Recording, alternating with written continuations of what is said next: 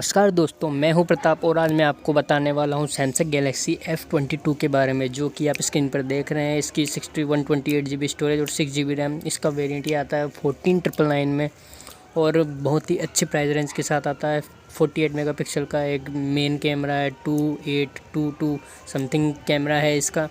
और आप ज़्यादा डिटेल के लिए फ्लिपकार्ट की ऑफिशियल वेबसाइट पर जा सकते हैं और वहाँ पर इसके बारे में एक्सटर्नल डिटेल्स ले सकते हैं। और इनसाइड फिंगरप्रिंट भी आपको इसके अंदर देखने को मिलता है और बगल में ही आपको देखने को मिल जाएगा volume rocker and up and down जो भी है।